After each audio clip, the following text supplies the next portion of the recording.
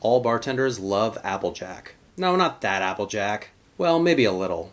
It's alright. I know y'all a bunch of bronies. I'm also not talking about this Applejack, which is 65% neutral grain spirit. No, I'm talking about Laird's Bonded, 100% apple brandy, aged 4 years in charred oak barrels and bottled at 100 proof.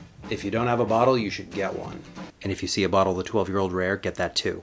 And give it to me. But Laird's isn't the only game in town. A few years back, I picked up this bottle in North Carolina. Carriage House is 100% locally produced pot still apple brandy. It's a little lower octane at 80 proof and there is no age statement, but by the color, I'd say it's definitely seen a few years inside a barrel.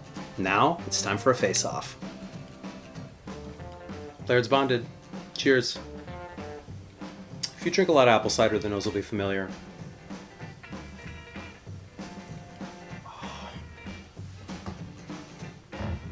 Yes, there are apple notes, red apple in particular, but the overwhelming presence of baking spices is what makes it so delightful, and additionally, body.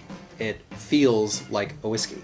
A couple years back, they ran out of this stuff, and they had another bottle that was a blend where they tried to approximate the flavor profile, and the label was identical, except at the bottom, instead of saying Bottled Bond, it said founded 1780, I think was the year.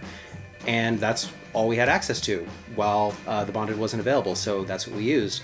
And then when the Bonded became available again, I got a bottle and did them side by side, and there's absolutely no comparison. This stuff is absolutely irreplaceable in cocktails and neat. When my friends and I used to go out on the town, we used to do a shot of this before leaving the house.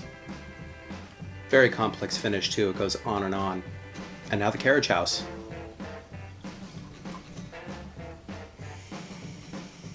Ooh, this smells really complex. This does not smell like apple cider. If anything, this almost smells like a pot still rum. I know I'm going to get in trouble with somebody for saying that. This also smells like it's going to burn a little bit less than the Laird's. Definitely rum notes. Candied apples, molasses, brown sugar. This is very interesting. It does not taste like any apple brandy I've ever had before. For something that's single barrel and pot still, this is very approachable. I could give this to a lot of my non-whiskey drinking friends, and I think they would really enjoy it. I don't know about you, but when I think of apple brandy, I think of the Jack Rose. To find out which one of these two makes a better mixer, I'm going to make two and let you decide. I'm kidding, it's not possible. 12 seconds later. My Jack Roses are complete. Now's as good a time as any to say I've never been a huge Jack Rose fan, but I'm always willing to give something a second chance. This is the Laird's.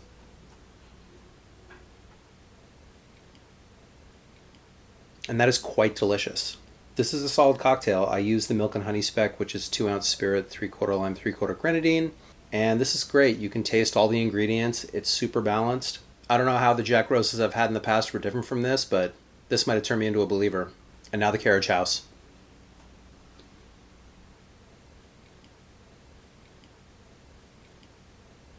The darker molasses notes that are more forward in the Carriage House show through in this cocktail.